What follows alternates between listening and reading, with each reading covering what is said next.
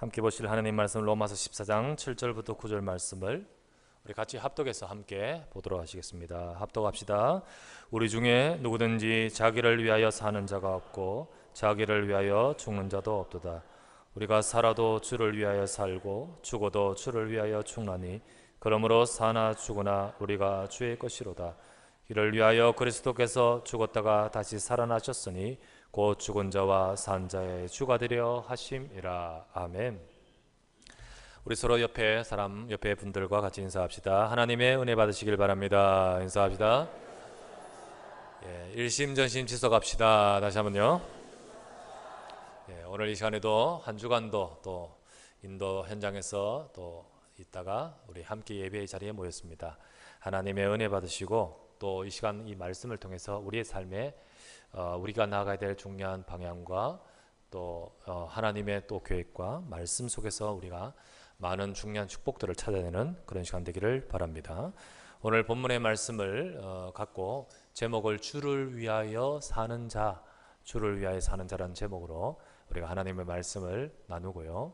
또 여러분과 제가 정말 주님을 위하여 살아가는 인생으로 귀하게 쓰임받기를 소망합니다.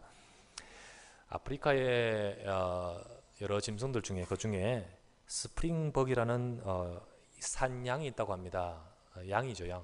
스프링벅인데 이 양이 우리 잘 모르겠죠. 어떻게 생긴지 잘 모르겠습니다만은 근데 이름 딱 들어보니까 막 통통 뛰어갈 것 같죠. 느낌이 스프링벅인데 이 사냥은 보통 한 30마리씩 이렇게 무리지어서 살아간다고 합니다. 그런데 어떤 때는 갑자기 이 무리들이 한 곳에 속속들이 모여가지고 수천 마리나 되는 큰 집단을 이루어서 이룰 때가 있다고 하는 거예요.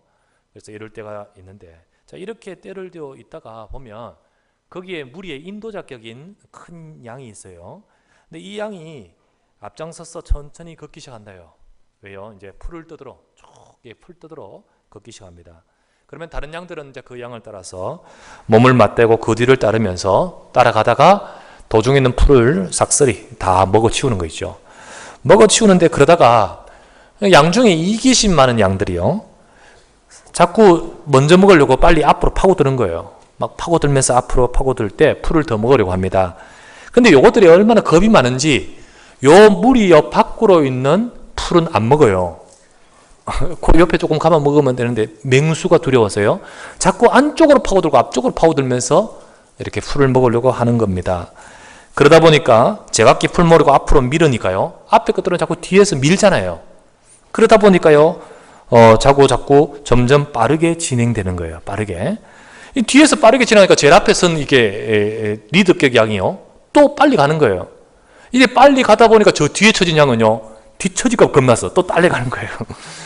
그러다 보니까 이것들이요, 점점 속도를 막 내더니 결국 전속력으로 막 달리기 시작한답니다. 막 희한하죠. 전속력으로 달리는데 처음에는 풀 먹으려고 뛰다가 이제는 그 목적을 완전히 잊어버리고 뛰기 위해 달리게 된 거예요. 무조건 잊어버리고 다만 이제 뛰는 것에 목적을 두고 질주하기 시작합니다. 그저 앞으로 막 돌진만 한 거예요. 또 멈출 수도 없고, 중간에 멈출 수 없잖아요. 지금 상황이. 얘들이 서로 의논해가 야 멈추자 이렇게 안 되잖아요. 이게. 그러다가 모래먼지를 날리며 마구 뛰어가다가 어느새 많은 거리를 지나서 나중에는 절벽을 만나요. 또는 해안가를 만나요. 그런데 거기서 멈출 수가 없어요. 그러다가 어떡합니까? 마구 떨어져요. 막 떨어지면서 나중에는 바닷가나 혹은 절벽 아래 즐비하게 그 사냥대들의 사체가 즐비하게 놓여있답니다. 이 양떼들의 죽음의 행진을 보면 참 어처구니 없는데요, 이 행진은 우리 인생과 너무나 흡사하게 닮고 있다. 많은 사람들이 인생에 낙오자가 되거나 혹은 위험한 바깥쪽으로 밀려나서는 안 된다는 생각으로 자신의 안전, 자기 생애 이런 것을 지키려고 필사적으로 뛰는 거예요. 필사적으로. 남보단 뒤지지 않는 좋은 대학, 좋은 집, 좋은 차, 좋은 주택 갖기 위해서 열심히 뛰어가고 있습니다. 그러면서 질주하는데요, 진정한 목적, 진정한 의미는 잃어버린 채 뛰는 데 급급하는 거예요. 그러면서 그것이 죽음의 길로 가는지도 모른 채 심히 달려가고 있는 것이 오늘날의 인생들이 아니냐. 결국은 뛰되 목표와 목적도 없이 뛰는 인생이 되어서는 아니 되겠죠. 우리가 속담에도 남이 장에 가면 걸음지고도 장에 가지 않습니까? 친구가 장에 가면 걸음지고는 어디 가야 되죠? 밭에 가야 되죠. 밭에. 이게 걸음지고 똥통을 메고는 밭에 가야 되는데 밭에 안 가고 저기 가니까 따라가는 장에 간다는 거죠. 많은 사람이 열심히는 살아가고 있지만은 진정한 목적을 잃어버리고 목적과 의미 없이 살아가는 자가 많다는 거예요. 물론 당면에 있는 해결해야 될 일이나 당면에 있는 목표는 있습니다. 여러분, 목적하고 목표는 좀 다르죠. 목적하고 목표는 다릅니다. 당면에 있는 해결해야 될 어떤 처리해야 될 목표는 같지만은 그러나 참된 목적은 모르고 참된 목적은 없이 살아가다가 그러다가 지금 쫓아가는 당면에 있는 그 목표가 어느 순간 사라질 때, 그 목표가 또 뭐 달성하거나 사라질 때 그때의 허전함은 이루 말할 수 없는 거예요. 우리가 뭐 자녀를 키우는데 전 인생의 목표를 다 두고 몰입하다가 이 애가 컸어요. 더 이상 내 케어가 필요 없어요. 그러면서 혼자서 돌아다니고요. 어느 순간 떠나게 될 때 그때 오는 허전감, 그걸 뭐라 하죠? 빈둥지 증후군이라 하지 않습니까? 둥지가 비었어요. 그래가지고 허전한 거 있죠.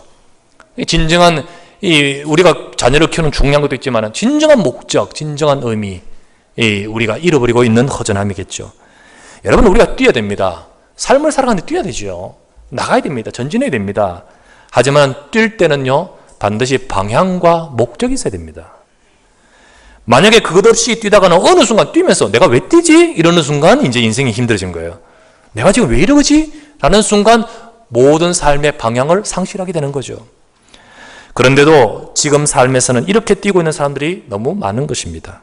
아침부터 저녁까지 쳇바퀴처럼 돌아가는 회사와, 그리고 우리의 모든 늘 반복되는 가정과, 그리고 우리의 사업장, 일들이 사실 거의 뭐 반복되는 일들이잖아요. 그런데 이 반복이 나쁘다는 게 아니에요. 당연하지요. 만약에 늘 새로운 일이 생긴다, 골 때리는 거예요. 늘 새로운 일이 맞는다, 좋은 거죠. 늘 뭐 벅벅 터지고 일이 터지고 막 그럼 불안해서 어떻게 살겠습니까? 그래, 늘 안정되게 반복되는 것도 맞지요. 그런데 참 목적이었다면 반복되는 이 모든 것들은 힘들 것입니다. 참 목적이었다면 사실은 그 모든 어느 순간에 힘들 것이에요. 가장은 가장으로서의 일과, 주부는, 아내는 어머니로서 일이 있고, 우리가 사역자로서의 일이 있는데, 만약에 내가 참 목적이 없다면 늘 반복되는 혹은 계속해야 될 그 일들 속에는 어느 순간 우리는 힘들어지고 그 자리를 지키기가 어려울 것입니다. 그렇잖아요. 사역자가요, 현장에서 한 지역을 계속해서 깃발을 들고 사역한다는 것이 쉽지 않잖아요. 주님 오시는 날까지 한다, 말이 쉽지요. 그게 그렇게 쉬운 건 아니잖아요. 그런 참 목적이 없다면 어느 순간 계속 반복되는 일들 속에요, 타성과 형식과 모든 이런 것 속에 우리는 스스로 그 자리를 지키지 못하게 되죠. 삶이 어렵다 할지라도요, 진정한 목적이 있는 자는 그 어려운 삶의 과정은 능히 이길 수 있습니다. 하지만 아무리 평탄하고 편안하다 할지라도요, 목적이 없다면 그 자체는요, 쉬운 것이 아니고 오히려 어렵습니다. 그렇잖아요. 우리가 아무리 편안하게 밥도 주고 모든 거 다 준다고 했어요. 감옥에 들어가 살 수 있습니까? 목적은 그냥 다 챙겨주는데 뭐 그렇다고 해서 그거 살 수 없잖아요. 진정한 목적을 가지고 있어야 됩니다. 그래서 여러분, 그렇다 보면요, 진정한 목적을 갖고 있는 것은 행복한 인생인 것입니다. 여러분은 어떻습니까? 여러분은 혹시 이 시간에 목적 없이 달리고 있지 않습니까? 여러분은 이 시간 여러분의 인생에 정말 진정한 목적을 갖고 우리가 모든 일들을 해나가면서 달려가고 있는지요? 고린도전서 9장 26절에 바울이 이렇게 말합니다. 바울이 나는 다름질하기를 향방 없는 것 같지 아니하고 나는 싸우기를 허공을 치는 것 같이 아니하며, 바울이 그때 당시에 있는 저 그리스에 있는 올림픽, 그걸 보고 지금 이렇게 서는 거예요. 달리는 선수가 향방 없이 달리면 되겠습니까? 내가 달리기를 방향 없이 달리는 것 같이 아니하고 싸우는데요, 격투하고 권투를 하는데요, 허공에다 치면 되겠습니까? 목표점이 있어야지요. 때리는 목표점이 있어야 되지. 그와 같이 허공을 치는 것 같이 아니한다 라고 말을 하고 있습니다. 하지만 많은 사람들이 향방 없이 달리고 있고 허공을 치고 있는 거예요. 바울은 하나님이 주신 참 목적을 발견하고 이 바울이 방향을 잡았는데 참 목적을 발견하고 그렇게 사는 거죠. 그 고백을 하는 겁니다. 오늘 이 시간에 우리가 여러분과 제 삶에 향하신 하나님의 주신 참 목적을 발견하고 이루는 삶이 되시기를 주의 이름으로 축원합니다. 그렇다면 내 삶이 하나님이 나를 향하여 주시는 참 목적, 그리고 그 삶이 정말 내 인생이 정말 의미가 있고 가치가 있고 값지고 행복한 인생이 되기 위해서 하나님이 주신 참 목적이 함께하는 그런 의미 있는 인생의 삶이 되기 위해서는 우리가 어떻게 해야 될 것이요? 오늘 로마서 14장의 말씀을 갖고 그 축복을 나누고자 합니다. 첫 번째입니다. 제일 먼저는요, 내 소속과 현 주소를 정확하게 하셔야 돼요. 그것을 우리가 정확하게 잡아야 되는 겁니다. 여러분, 북한에서 태어나는 사람이 있습니다. 그 속에서 평생을 두고 살아갑니다. 그러면 그 사람은요, 거기서 그 속에서 배웠고 그 속에서 알았고 그 속에서 모든 것을 살았다면 결국 그 사람의 인생의 목적도 방향도 그 안에 있을 것입니다. 그것을 벗어나지는 못하는 거예요. 그 안에 있을 것이에요. 그렇죠. 내가 목적이요, 당을 위하여 그렇게 살겠죠. 또 모든 목적이 방향이 그럴 수밖에 없을 것입니다. 그래서 내가 어디에 속한 자이고 나의 지금 자리가 현 주소가 어디인가에 대한 인식은 중요한 것입니다. 내 현재를 알아야 나아갈 방향이 나오지요. 내가 어딘지 모르는데 나아갈 방향이 나오지 않지 않습니까? 내 현재를 알아야 나아갈 방향을 제대로 찾는 겁니다. 그래서 제대로 된 참된 목적도 찾을 수 있는 것입니다. 그래서 오늘 본문의 말씀에 보니까요, 로마서 14장 8절을 다시 한번 보십시다. 8절 같이 읽어보십시다. 시작. 우리가 살아도 주를 위하여 살고 죽어도 주를 위하여 죽나니 그러므로 사나 죽으나 우리가 주의 것이로다. 주를 위하여라고 말하면서 내가 사나 죽으나 우리가 주의 것이로다. 주의 것이라는 것, 내가 누구의 것입니까? 어디에 소속이 되어 있습니까? 바울이여 말하기를 나는 주의 것이로다 라고 있습니다. 사람들은 누구의 것이다 라고 말하면 거북해할 것입니다. 당신의 자신의 인생을요, 누구 것이다 라고 말하면 거북해합니다.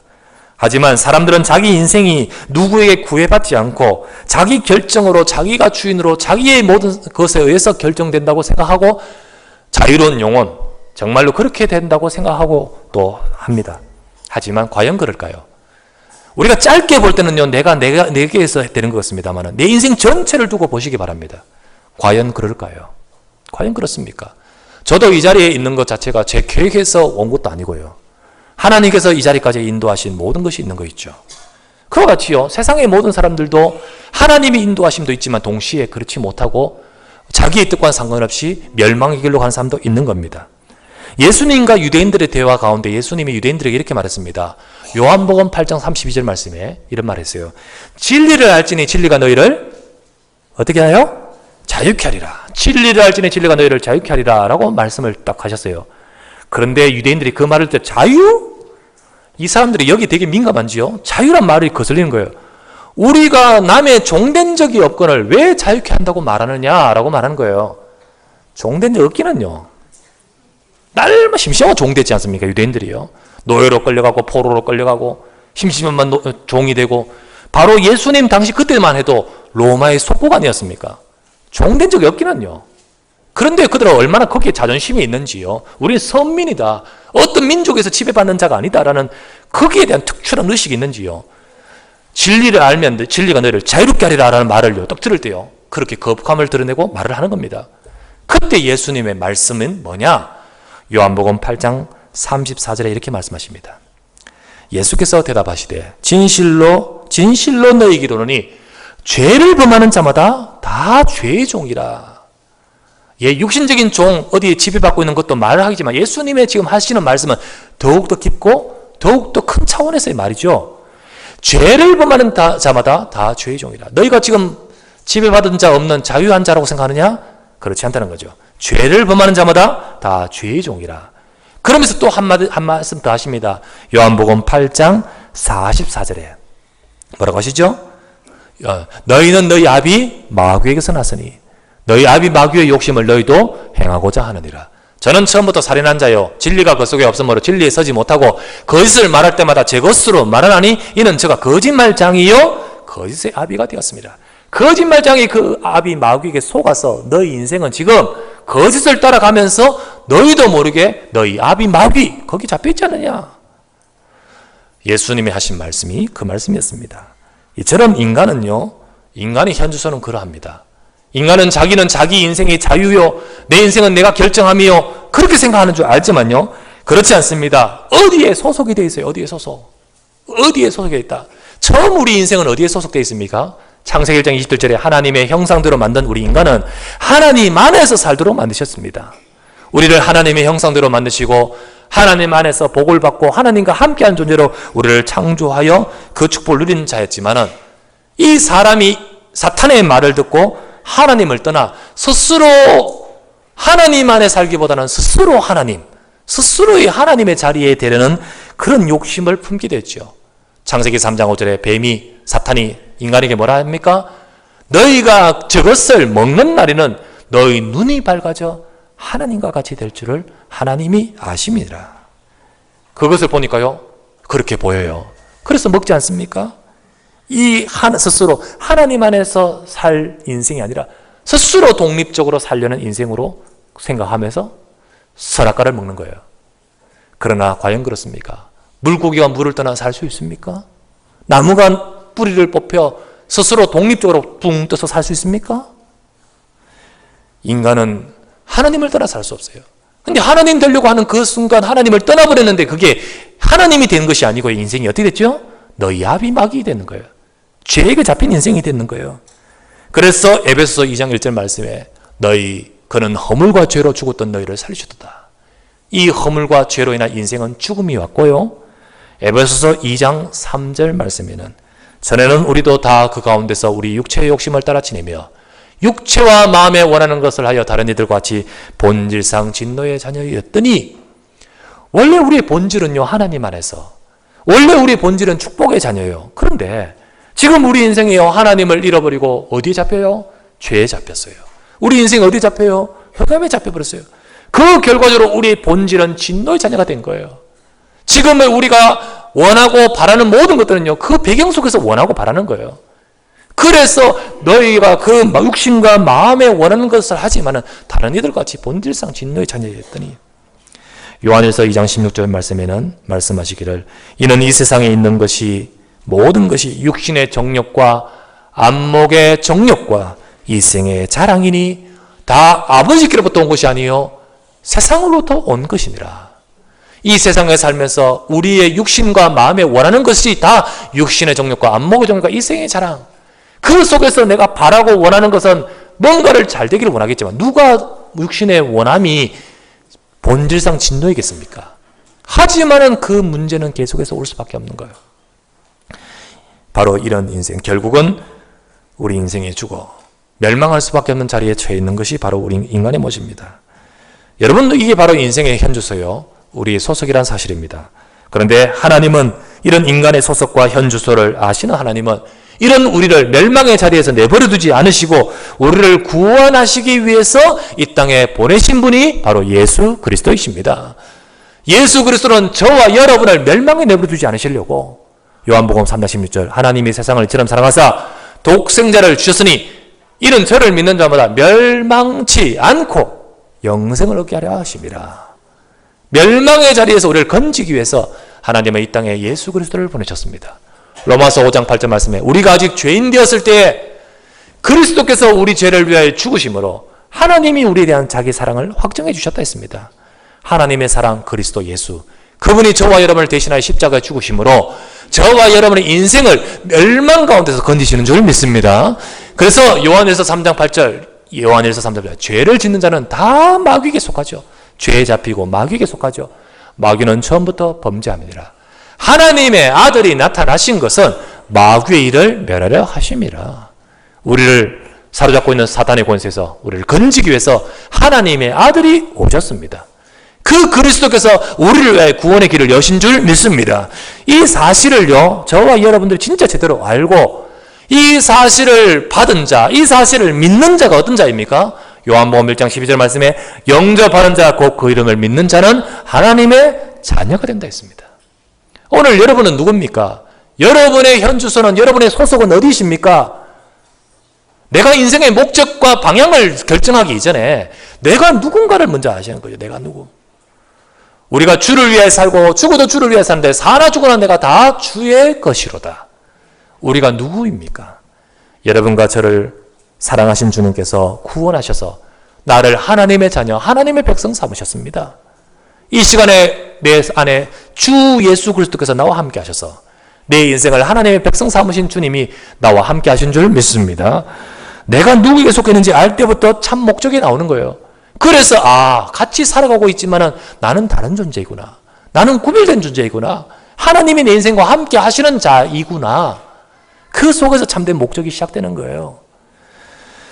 마태복음 6장 30절에서 33절 말씀이에요. 오늘 있다가 내일 아궁이에 던져지는 덜풀도 하나님이 이렇게 입히시지 않느냐. 하물며 너희일까 보냐. 하나님 백성이 너희일까 보냐. 믿음이 작은 자들아. 그러므로 염려하여 이르기를 무엇을 먹을까 무엇을 마실까 무엇을 입을까 염려하지 말라. 이는 다 이방인들이 구하는 것이라. 너희는 누구냐? 하나님 자녀. 너희 하늘 아버지께서는 이 모든 것이 너희에게 있어야 할 줄을 아시느니라. 그런즉 너희는 먼저 그의 나라와 그의 의를 구하라. 그리하면 이 모든 것을 너희에게 더하시리라. 주님은 우리가 이 땅에 살면서 이방인과 다르다. 너희는 하나님의 백성, 너희 하늘 아버지께서 다 아신다. 우리 인생에 살아가는 목적이 무엇을 먹을까 무엇을 마실까 살아가는 인생이 아니다. 하나님은 너희 인생을 통하여 그 나라와 그 의를 구하기를 원하신다는 거죠. 정말로 내가 제대로 누군가를 알게 될 때 참 목적이 제대로 나올 수 있는 거예요. 고린도후서 5장 15절 말씀에 그리스도께서 모든 사람을 대신하여 죽으심은 살아있는 자들로 하여금 다시는 그들 자신을 위하여 살지 않고 오직 그들을 대신하여 죽었다가 다시 살아나신 이 그리스도를 위하여 살게 하려 하심이라. 여러분, 예수님께서 날 대신하여 죽었다가 살아나심으로 그 주님을 통하여 나를 살리신 주님은 이제 내가 산 인자요, 내가 생명을 얻은 하나님의 자녀로서 이제는 나를 위해 살지 말고 육신을 위해 살지 말고 육신의 정욕과 안목의 정욕과 무엇을 마실까 무엇을 입을까 그게 우리 인생의 최종 목적이 되지 말고 그의 나라와 그의 의를 구하는 그를 위하여 살게 하려 하심이라는 거죠. 오늘 이 시간에 여러분들은 어떠합니까? 여러분의 인생이, 내 인생이 누군가를 알게 될 때 참된 목적이 나오는 거 알겠습니까? 바로 그렇죠. 누구냐에 따라서 그 목적이 달라지는 거예요. 그렇죠. 한 번은 어떤 농장 주인이 젖소를 키우고 닭을 키우고 개를 키우고 돼지를 키우는 어느 농장 주인이 그 주인집에 잔치를 열게 되었습니다. 주인은 잔치에 쓸 음식을 마련하고자 가축 중에 한 마리 잡으려고 그 눈빛을 가지고 이제 짐승들을 보기 시작했습니다. 딱 보는 순간 짐승들이 눈치를 챘어요. 딱 그 눈빛을 보고 눈치를 채면서 젖소가 말합니다. 젖소를 딱 보내 젖소가 주인님, 저는 우유를 짜내드려야 됩니다. 저는 신선한 우유를 공급하는 우유를 짜내드려야 됩니다. 그리고 통과. 닭을 딱 봤습니다. 저는요 주인님 달걀을 만들어 드려야 됩니다. 달걀을. 그리고 아침에는 꼭기요, 우리 남편 수탉이 꼭기요 외쳐야 됩니다. 그래서 그렇게 닭 마리가 통과. 개를 딱 보니까 개가 말합니다. 저는 주인님을 끊임없이 충실되게 끝까지 지켜드려야 됩니다. 라고 말하니까 그럼 통과. 돼지를 딱 봤어요. 딱 돼지. 마지막 돼지를 딱 보니 돼지가 할 말이 없거든요. 할 말이 없어요. 그러니까 뭘 봐요. 불이나 지펴요. 그러면서 이렇게 말했다고 합니다.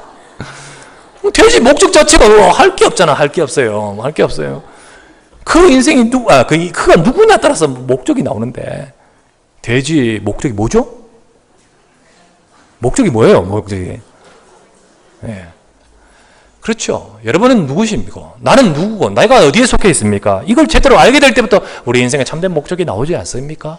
그렇다면 이 시간 우리 하나님 자녀된 우리 이 시간 여러분들, 여러분 이 시간 하나님 자녀 맞지요?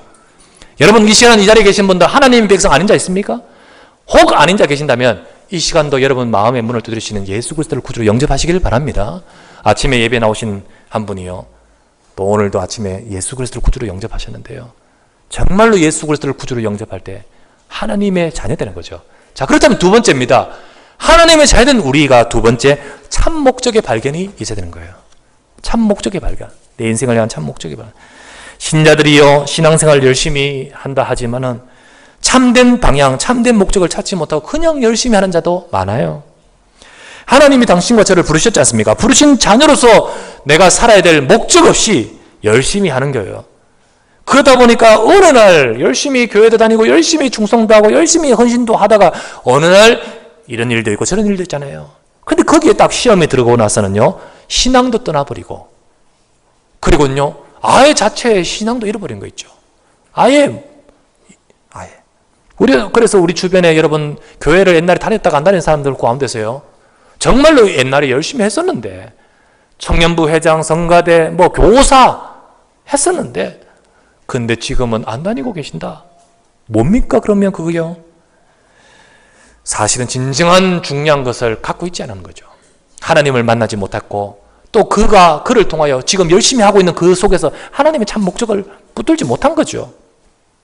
하나님은요, 우리를 부르실 때부터 영원한 축복의 계획 속에서 우리를 부르셨습니다. 하나님은 저와 여러분들을 부르셔서 하나님의 선하신 축복된 계획을 이루시고자 하십니다. 그렇다면 하나님께서 우리를 부르신 그 부르심의 소망, 이거를 나는 제대로 알아야 되겠고, 그것을 이루어갈 수 있는 우리 목적으로 또 이루어갈 수 있는 삶이 되어야 되지 않겠습니까? 에베소서 1장 18절에 이렇게 말합니다. 바울이 에베소 교인들을 두고 기도합니다. 내가 너희를 위해 기도하노라 라고 하면서 너희 마음의 눈을 밝히사. 그래, 부르심의 소망이 무엇이며, 너희를 부르신 소망이 무엇이며, 성도 안에서 그 기업의 영광의 풍성함이 무엇이며, 이것들을 알게 하기를 내가 기도하노라 라는 것이 이 구절입니다. 바울이 기도해요. 너희 눈을 밝혀주셔서 부르신 소망이 무엇인지를 알게 하시기를 구하노라. 우리를 향하여 부르신 부르심의 소망이 있는 겁니다. 그것을 우리의 눈을 밝히사 알아야 되는 거죠. 그래서 빌립보서 2장 13절에는 또 이렇게 말합니다. 빌립보 교인들에게 하는 말이죠. 너희 안에 행하시는 이는 하나님이신데 자기의 기쁘신 뜻을 위하여 너희에게 소원을 두고 행하게 하신다. 여러분과 제 속에 함께 행하고 계신 하나님께서 당신의 그 기쁘신 뜻을 나를 통해 이루시고는 소망, 뜻이 있는데 그것을 이루기 위해서 우리에게는 소원을 두고 행하게 하신다는 거죠.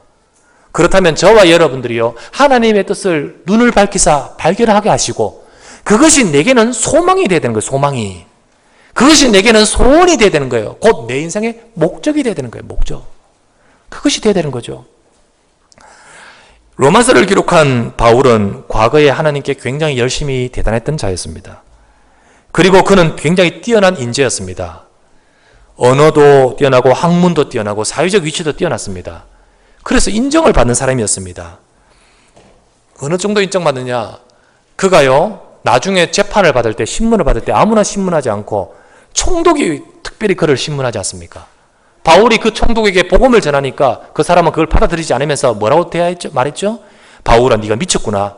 너 많은 학문이 너를 미치게 했구나 라고 바울이 그 학문의 깊이를 인정하고 있어요. 그만큼 바울은 인정받는 자였습니다. 그런 그가 하나님과는 반대로 자기 인생의 틀린 길을 향하여 막 질주하고 있었습니다. 그는 하나님과는 다른 방향이 다른 길로 질주해요. 그래서 어느 정도 교회를 핍박하고 그리고 성도를 죽이고 나중에는 여기서만 안 되겠다. 저 외국에 있는 교회도 핍박하러 가려고요.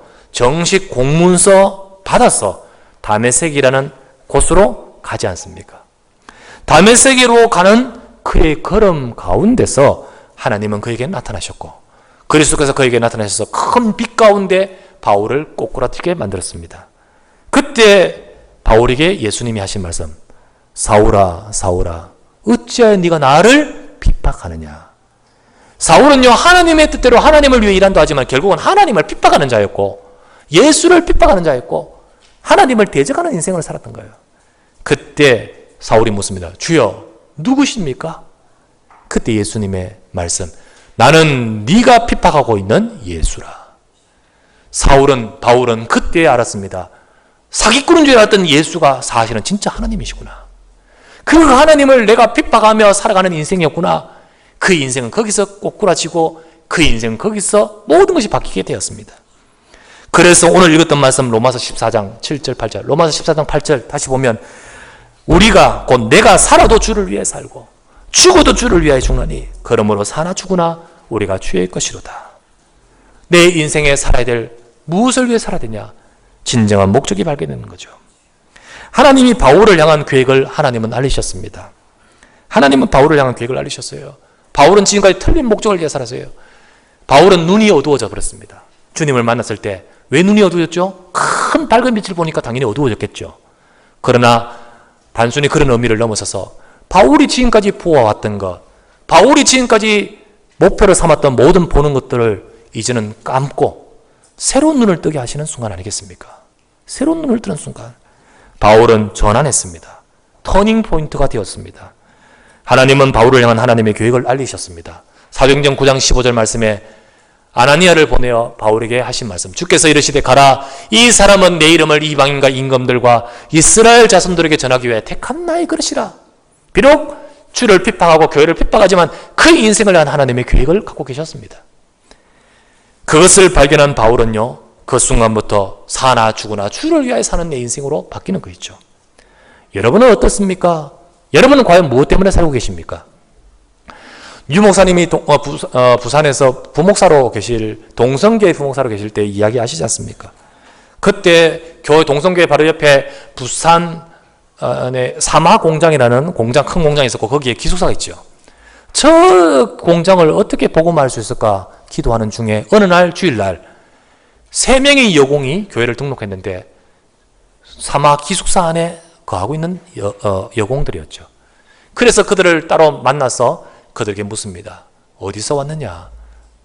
전라도에서 왔고, 전라북도에서 왔고, 전라남도에서 왔고, 저 어디에서 왔다는 거죠. 근데 그들이 왔을 때 그 부산에 와 있는 그 여공들을 두고 묻습니다. 너희가 왜 여기까지 왔는지 아느냐? 너희가 뭐하러 왔느냐? 왜 왔지? 돈 벌러 왔다는 거죠. 그래, 그렇다면 너희가 몇십만 원 벌기 위해서 그 먼 곳에서 이곳까지 와서 살아가고 열심히 지금 하고 있다면 너희들의 인생은 불쌍한 인생이다. 과연 너희들이 그것 때문에 이곳까지 왔으며 그것 때문에 나를 만난 줄 아느냐? 하나님이 너희들을 향하여 원하시는 것이 무엇이냐? 하나님은 너희들을 그 몇십만 원 벌기 위한 인생으로 부르신 것이 아니고 너희들을 통하여 하나님이 하실 일이 있다. 그 말씀을 딱 전하는 때 그 여공들의 충격을 받았던 거, 충격을. 그러면 우리가 뭘 해야 됩니까? 하나님은 너희들을 통하여 이 현장을 살리기를 원하신다. 너희들과 더불어서 같이 말씀 운동을 두고 기도하자. 이 현장을 살리도록. 그때부터 시작해서 그 사마 기숙사에서 동성교에 나오는 여공들이 300명이지 않습니까? 300명. 300명, 제자들만 300명이 교회에 나오고요. 그 외에 예수님 영접한 많은 사람들, 부지기수 사람들. 하나님의 놀라운 계획을 이루는 데 그렇게 쓰임 받는 거죠. 여러분, 하나님은 우리를 향하여 부르심의 소망이 있습니다. 여러분과 제가 이것을 제대로 발견할 때부터 그때부터 하나님의 참 역사가 시작되는 거예요. 참 역사가. 그때부터 내가 하는 일, 내가 가진 달란트, 내가 하는 모든 전문성, 내가 있는 환경, 그 모든 것에서 하나님이 역사하는 거예요. 브리스길라 아굴라가 로마에 살고 있던 그들이었습니다. 어느 날 황제가요 명령을 내립니다. 유대인들은 로마에서 다 떠나라. 하루아침에 일터와 모든 것을 잃어버리고 텐트 만드는 사람 아니었습니까? 고객들도 다 잃어버렸겠죠? 하루아침에 떠나와서 어디로 가야 될지 모르고 흘러옵니다. 그러다가 고린도로 오게 됩니다. 고린도에 왔을 때 사실 큰 아픔이었죠. 쫓겨났는 것이요. 하지만 고린도에 왔을 때 바울을 만나면서 그 인생은요 중요한 응답을 받기 시작합니다. 왜 하나님이 나를 그곳에서 벗어나게 하셨나? 왜 하나님이 고린도로 오게 하셨는가? 왜 바울을 만나게 하셨는가? 그때부터 전도자의 인생으로 살기 시작한 거예요. 그러면서 복음을 위하여 사업으로 살고 복음을 위한 가정으로 살고 그러면서 그의 가정은 인생의 본론으로 들어가기 시작하는 거야 합니까? 왜 형들이 나를 팔아서 내가 이 노예로 끌려왔는가? 왜 저 여자는 가만히 있는 나를 누명을 씌워서 감옥에 오겠는가? 그 속에서 하나님의 계획을 발견하는 그의 인생에 하나님이 역사한 것이 요셉 아니었습니까? 오늘 저와 여러분들이요 때로는 이런 일도 하고 계시고 저런 직장도 하고 계시고 혹은요 이런 문제도 갖고 있고 이런 환경도 있습니다. 하지만 그 모든 환경 속에서 하나님의 참 목적을 찾는 여러분과 제가 되기를 바랍니다. 그럴 때부터 하나님이 브리스길라 아굴라에게 하나님이 저 요셉에게 역사하셨던 것처럼 하나님이 내 문제와 내 인생과 내 삶의 역사가 시작되는 것입니다. 그렇다면 세 번째입니다. 우리는 이 시간에 주를 위해 살아가는 자의 삶이 되셔야 되겠습니다. 내가 살아도 주를 위해 살고 죽어도 주를 위해 죽는다는 고백은 그것이 우리의 고백이 되어야겠습니다. 내가 이 시간 똑같은 일을 하더라도 목적과 가치를 발견하고 하는 것은 어제의 그 일과는 달라지는 일입니다. 달라지는 일이에요. 우리가 똑같이 일하는 사람이 두 사람이 있다 할지라도 같은 일을 하는 동료를 할지라도 이 목적과 가치를 발견하고 하는 사람과 그렇지 못한 사람은 다릅니다. 달라요. 여러분과 저는요 하나님의 자녀입니다. 여러분과 저는요 세상을 살릴 복음의 비밀을 가진 자요 하나님은 세상을 살릴 자로 구별하여 저와 여러분을 부르신 줄 믿습니다. 베드로전서 2장 9절 말씀에 그러나 너희는 택하신 족속이요 왕같은 제사장들이요 거룩한 나라요 그의 소유된 백성이니 이는 너희를 어두운 데서 불러내어 그의 기이한 빛에 들어가게 하신 이의 아름다운 덕을 선포하게 하기 위해서 우리를 왕같은 제사장으로 부르셨지 않습니까? 그렇기에 우리가 무엇을 하든 여러분 우리가 무슨 일에 지금 종사하든 혹은 여러분의 환경이 어떠하든 혹 지금 갖고 있는 문제가 어떤 문제든 간에 참 목적인 나를 통하여 하나님이 하실 생명살리는 구원사예요. 나를 통하여 하나님이 영광을 받으시는 참 제사장적 직분, 여러분과 저는요 이것을 감당하시기를 주의 이름으로 축원합니다. 이것을 감당할 때 내가 세상적으로 볼 때는 비천한 일이라 할지라도 그 속에서야 우리는요 나는 생명 살리는 일로 이 일을 한다. 그것이 바로 프라이드예요. 하나님은 그 프라이드를 가진 자를 통하여 영광 받으시고 역사하시는 것입니다. 영광 받으시고. 어떤 환경 미화원 나이 드신 분이요 청소를 계속하고 계십니다. 근데 그 청소를 하시면서요 늘 밝은 얼굴에 밝은 웃음이 만연하고요. 그리고는요 늘 흥얼흥얼거리면서 기쁘게 하시는 모습을 한 젊은이가 지나가면서 계속 봤어요. 이 사람은 매일 출근하면서 힘드는 거예요. 그냥 좋은 직장 다니면서 매일 출근하면서 지나가면서 그분을 보게 되는 겁니다. 그런데요 내가 하는 일보다 저분의 일은 세상적으로 볼 때는요 가치의 차이가 있잖아요. 근데 저분은 뭐가 저래서 저렇게 좋아할까? 무슨 오늘 좋은 일이 있을까? 오늘만이 아니에요. 계속 그래요. 그러다 보니까 이 젊은이가 어느 날 궁금해가지고 그 사람이 묻습니다. 어르신, 도대체 뭐가 좋아서 그렇게 매일 즐겁게 흥얼거리면서 그렇게 하고 계십니까? 그때 이 환경미화원께서 이렇게 말합니다. 젊은이, 나는 지금 하나님이 창조하신 지구의 한 모퉁이를 청소하고 있다네. 하나님이 창조하신 한 모퉁이를 청소하고 있다네. 야, 생각이 뭐 다르죠? 다른 것 같아요. 프레임이라는 책을 읽다 보니까 그 글귀가 나오더라고요. 여러분, 내 일의 의미를 찾으시길 바랍니다. 내 삶의 의미를 찾으시길 바랍니다. 하나님이 사나 죽으나 내가 주의 것으로서 부르셨는데 내가 무엇을 위해 살 것인가 그 의미를 찾으시기를 주의 이름으로 축원합니다. 그럴 때부터 그 속에는 하나님의 역사가 다르게 시작되는 거예요. 그 속에서는 내 가정이 있고 내 자녀 육아를 하고 내 직장이 있고 내 사업장이 있고 내 지역이 있고 우리 교회가 있습니다. 이것을 통해서 하나님이 하실 거룩한 목적을 하나님은 저와 여러분에게 부여해 주셨습니다. 하나님을 떠나 멸망하는 세상에 예수 그리스도의 생명의 빛을 전하실 목적으로 저와 여러분을 불러 세우셨습니다. 이제는 저와 여러분을 통하여 이 목적을 이루어갈 수 있도록 하나님 우리에게 은혜를 베풀어 주시옵소서. 참으로 이 목적을 제대로 알고 기도할 때 하나님의 응답은 다른 것입니다. 하나님의 축복은 다릅니다. 이 목적을 따라 살아가는 인생은 전도를 잘한다 못한다를 떠나서 전도자의 인생인 것입니다. 전도자의 삶, 하나님이 거룩하게 구별하신 왕같은 세상의 인생이 되는 것입니다. 여러분, 전도자는 모든 면에서 혹은 그것이 문제라 할지라도 그것이 어려움을 할지라도 그 모든 면에서 여러분과 저는 이것을 쫓아서 적절하게 생각하고 적절하게 행동하고 적절하게 나가는 것입니다. 내가 주를 위해 살고 죽어도 주를 위해 사나니 내가 사나 죽으나 다 주의 것이로다 고백한 이 바울, 이 고백을 따라서 오늘 로마서 14장에 이 속에서 모든 것들을 적절하게 적용시켜서 말씀을 주고 있습니다. 여러분과 제가 이 비밀을 안다면 우리가 사람과의 관계도 또는 행동도 어떻게 하는지 거기서 지혜가 나오고 그것이 바로 참 가치 있는 일인 것입니다. 우리가 조금만 우리 물에 물 한 잔 주는 것 다 이게 참 아름다운 일이죠. 하지만 복음을 위해서 내가 주는 것은요 냉수 한 그릇도 상일치 않을 줄 믿습니다. 그렇습니다. 그래서 그 속에서 나오는 겁니다.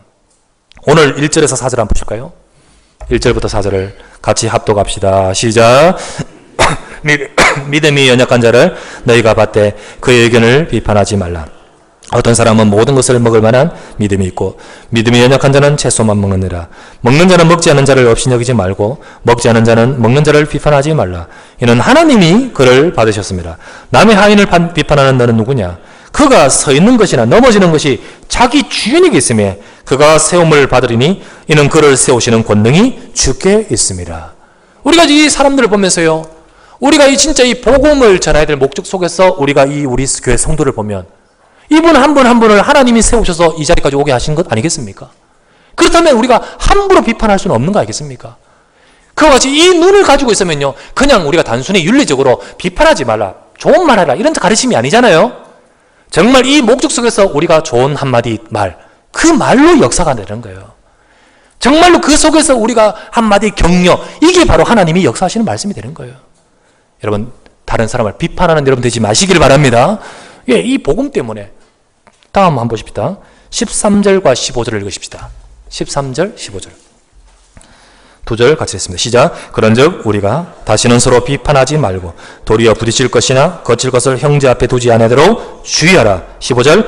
만일 음식으로 말미암아 네 형제가 근심하게 되면 이는 네가 사랑으로 행하지 아니함이라. 그리스도께서 대신하여 죽으신 형제를 네 음식으로 망하게 하지 말라. 망하게 하지 말라. 우리가요, 정말 이 복음 전도에 대한 참 목적을 가지고 있는 자면 한 분 한 분이 너무 귀하해서 비판도 안 할 뿐더러 그 사람이 나 때문에 넘어뜨리는 일은 없어야 되지 않습니까? 그렇죠. 그렇죠. 당연하죠. 나 때문에 넘어지면 안 되죠. 그래서 톡은 내가 이 음식을 먹는 것이 문제는 없지만 내가 이 음식을 먹음으로 저 사람이 문제 있다면 내가 그 음식을 안 먹겠다라는 수준 높은 적용이 되는 거예요. 수준 높은 적용. 그게 바로 이 전도자의 삶에 나오는 생각인 거있죠. 여러분, 저 코스타리카라는 지역에 해안이 있습니다. 거기는 유명한 해안, 국립공원이면서 동시에 아주 중요한 해안인데 왜 그런 중요하냐? 동물의 왕국이나 이런 것 때 여러분들 영상을 본 적이 있을 것입니다. 거기는요, 거북이들이 와서 알을 낳는 곳이에요. 수천 킬로 떨어져 있다가 자기가 태어났던 그곳으로 와서 알을 부화하고 가는 곳입니다. 그때 몇 마리 정도 오냐면요, 그 해변 가득하게 수만 마리가 올라와서 알을 낳아요. 거북이가 모래를 파고 알을 힘을 누고 그리고는요 덮고는 가는 겁니다. 부화시키려고. 그런데 한 마리당 거북이가 몇 개 알을 놓냐면 80개에서 100개 알을 놓습니다. 그러면 그 알 숫자는요 수백만의 알이에요. 수백만의 알. 그 알이 그곳에 딱 머릿속에 들어갔는데요, 알이 부화되는 시간은요 50일 정도 걸린답니다. 자, 이 50일의 문제예요. 이 50일 동안에 이 알이 있다는 사실을 알고요 온갖 천적들이 들어오는 거예요. 그래서 어떡합니까? 이구아나가 와서 막 파먹고요. 그리고 뭐 이상한 오소리, 너구리 같은 게 와서 먹고요. 막 알을 다 해가 거의 다 죽은 거예요. 다, 알이 다 죽어요. 그런데도 워낙 많이 났기 때문에 부화시킨 게 있단 말이에요. 갑자기 때가 딱 되면요, 막 모래에서 막 거북이들이 막 새끼 거북이들이 막 올라옵니다. 이 수가 어마어마해.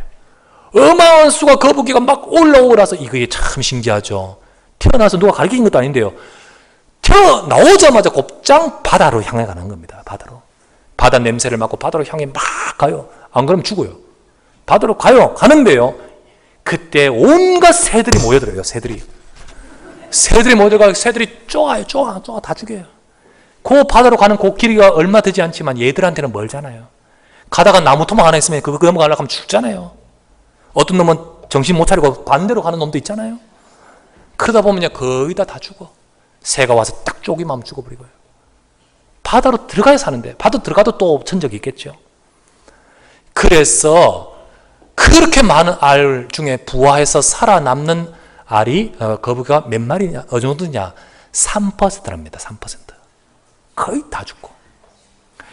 교회에 와서 정착한 한 영혼은요, 사실은요 그렇게 현장에서 수없이 방해하는 천적들이 있었고 사탄이 그에게 생명을 주지 못하도록 만들고 끊임없이 방해하는 모든 환경적 요소가 있었고, 생명을 얻어서 교회까지 오는데 쉽습니까?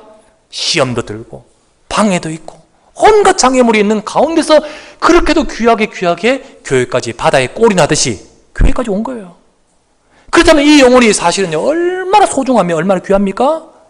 그런데요 그 영혼을 함부로 취급해버리고 그를 향하여 함부로 말하고 그래가지고요 당장 그냥 모가지 땡강 만들어버리면 이게 얼마나 큰 죄입니까? 이게 얼마나 큰 죄예요. 예를 듭시다. 바다에 왔는데 바다에 거북이가 좋은데 바다에 꼬리 하는 직전에 떡 들어가지고 저 갖다 놓으면 이런 나쁜 놈이 어디 있습니까? 이놈. 그죠? 그런 것과 같은 거예요. 여러분과 저는요 정말 참 목적을 제대로 알면 내가 이 한 사람을 어떻게 대할 것인가 이게 나오잖아요. 이게 그렇지 않습니까? 세 번째는요 17절부터 20절 한번 보십시다. 17절부터 20절 같이 읽겠습니다. 하나님의 나라는 먹는 것과 마시는 것이 아니요 오직 성령 안에서 의와 평강과 희락이라. 이로써 그리스도를 섬기는 자는 하나님을 기쁘시게 하며 사람에게도 칭찬을 받느니라. 그러므로 우리가 화평일과 서로 덕을 세우는 일을 힘쓰나니 음식으로 말미암아 하나님의 사업을 무너지게 하지 말라. 만물이 다 깨끗하되 거리끼노 받는 사람에는 악한 것이니라. 여기서 하신 말씀 뭡니까? 정말 주를 위해 사는 사람은요, 하나님 나라, 하나님의 나라, 그 하나님의 나라, 그리고 그리스도를 섬김, 하나님을 기쁘시게 하면 사람에게도 칭찬받을 만큼, 그러므로 우리가 화평의 일과 서로 덕을 세우는 일, 어떻게 하면 세울 것인가? 어떻게 하면 덕이 될 것인가? 그래서 하나님의 사업을 이루는 사람이 되는 겁니다. 하나님의 사업을 이루는. 우리는 주를 위해 살아가는 삶으로 우리 이 자리에 하나님의 백성들로서 응답받기를 바랍니다. 여러분의 일, 여러분의 현장, 여러분의 삶을 통해서 하나님을 기쁘시게 하고 사람을 칭찬을 받고 하나님의 사업과 하나님의 나라와 정말로 하나님이 하시는 덕을 세워서 생명을 살리는 일에 귀하게 쓰임받는 그런 값진 인생으로 열매를 맺어가야 되지 않겠습니까? 오늘 이 자리에 이 시간 이 말씀을 받는 여러분들 참 목적을 찾으십시오. 여러분 과연 무엇을 위해 사십니까? 이 시간에 나는 사나 죽으나 주의 것이라. 살아도 주를 위해 살고 죽어도 주를 위하여 죽나니. 이것이 바울의 그냥 성경에 나오는 고백이 되지 말고 이 시간 나의 고백이 되시기를 주의 이름으로 축원합니다.